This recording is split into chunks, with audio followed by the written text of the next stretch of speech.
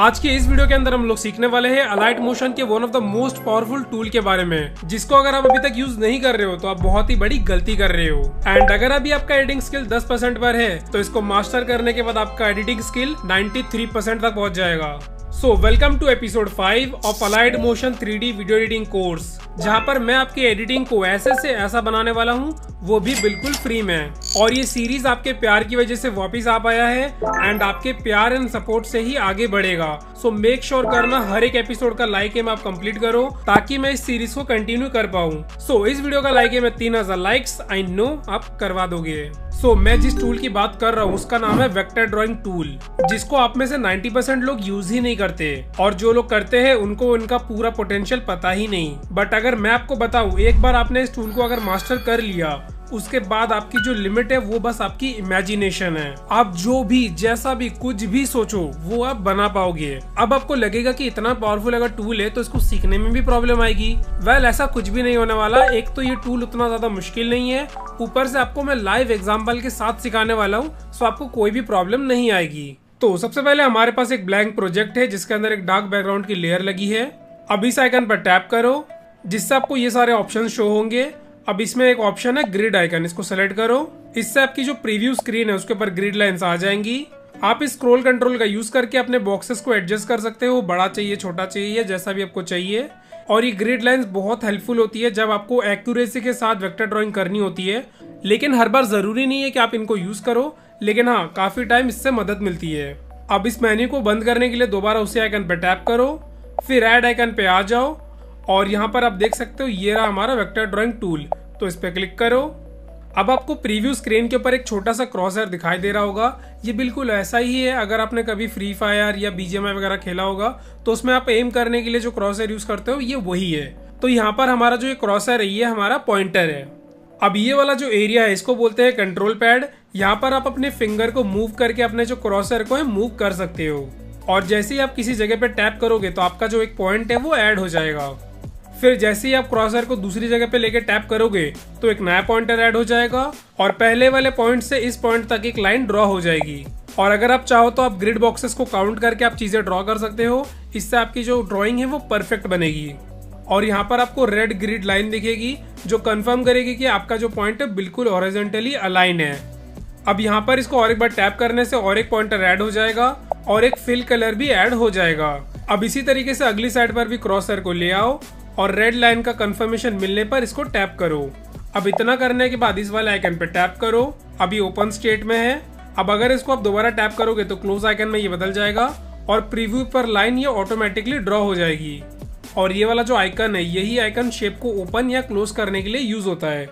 अब मेन्यू बंद करने के लिए फिर से आइकन पे टैप करो और प्रीव्यू स्क्रीन पर आप डायरेक्टली फिंगर से टैप करने पर पॉइंट ग्रीन कलर से हाईलाइट हो जाता है, और कंट्रोल पैड का यूज करके आप उस पॉइंट को रिपोजिशन कर सकते हो। और अगर आपने गलती करके कहीं और पॉइंटर वगैरह डाल दिया है तो आप इससे अंडू वाले बटन का भी यूज कर सकते हो।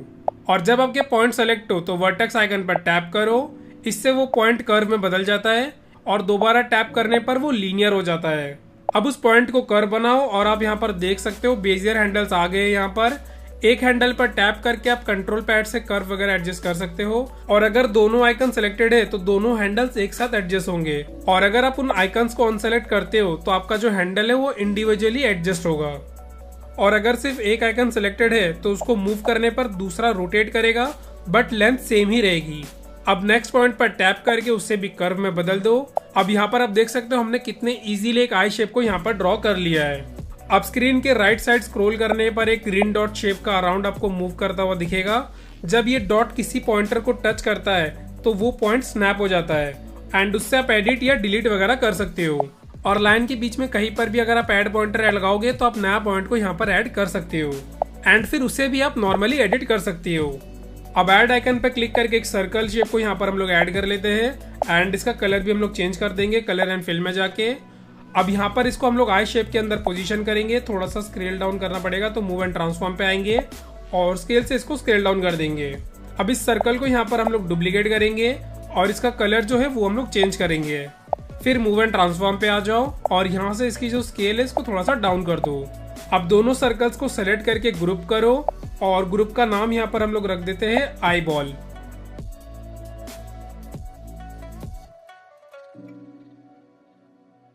अब आइस को हमें रियलिस्टिक बनाना है, तो यहाँ पर हमें रिफ्लेक्शन भी चाहिए होंगे, तो वो ऐड करते हैं। तो यहाँ पर फिर से प्लस वाला आइकन पे आ जाएंगे और यहाँ पर एक सर्कल शेप को यहाँ पर इंसर्ट कर लेंगे और इसका जो कलर है उसको हम लोग कर देंगे वाइट और थोड़ा सा स्केल डाउन करके इसको आई बॉल के ऊपर रख देंगे। अब लेयर पे टैप करके टॉप राइट मेन्यू पर जाओ और यहाँ से क्रिएट क्लिपिंग मास्क को सेलेक्ट करो। अब इसकी जो ओपेसिटी है वो हम लोग कम करेंगे ताकि ये रिफ्लेक्शन की तरह नजर आए। अब इस लेयर का हम लोग यहाँ पर डुप्लीकेट बनाएंगे और थोड़ी सी अलग जगह पे यहाँ पर प्लेस करेंगे। तो उसके लिए मूव एंड ट्रांसफॉर्म पे आ जाएंगे एंड यहाँ से इसको स्केल डाउन भी कर देंगे। अब दोनों रिफ्लेक्शन सर्कल को पेरेंटिंग आइकन से आई बॉल से इसको पेरेंट कर देंगे। अब जब आई बॉल मूव करेगा तो ये दोनों सर्कल भी साथ में मूव करेगा। अब टाइमलाइन के एकदम एंड पे आ जाओ और आई बॉल ग्रुप और दोनों सर्कल लेयर्स को सेलेक्ट करके स्ट्रेच आइकन से इसको एंड टू स्ट्रेच कर दो। अब आई बॉल को एनिमेट करने से पहले ये आई वाले लेयर को डुप्लीकेट बनाओ और उससे टॉप पर मूव करो।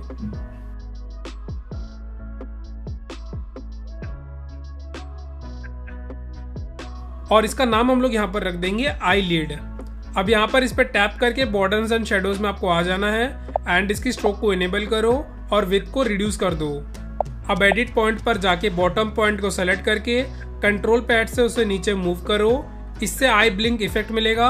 और इस पॉइंट को सेलेक्ट करो और टॉप राइट मेन्यू से की फ्रेम आइकन आपको दिख रहा होगा डायमंड शेप का, यहाँ पर इसको टैप करो। अब एनिमेशन मोड में ये है तो इसको कंफर्म करो। ब्रेजियर हैंडल के दोनों साइड में भी की फ्रेम ऐड करो, ये अलग से होता है। थोड़ा फॉरवर्ड जाके कंट्रोल पैड से एक पॉइंटर को ऊपर स्वाइप करो, देन की फ्रेम यहाँ पर ऑटोमेटिकली हो जाएगा। और फिर ईजिंग कर्व में जाके ease in ease out curve को सेलेक्ट करो। अब एनिमेशन बैक से प्ले करो, यहाँ पर आपको ब्लिंक दिखाई देगा। अब आईलिड को थोड़ा डीले देना हो तो आगे जाके सेम पॉइंट पर हैंडल पर की फ्रेम ऐड करो और आगे जाके आईलिड को नीचे ले आओ और ईजिंग में साइक्लिक कर्व सेलेक्ट करो। अब ये जो ब्लिंक है वो स्लो लग रहा है तो उसको साइकिल को रिड्यूस करो। अब इतना करने के बाद एनिमेशन स्मूथ लगेगा।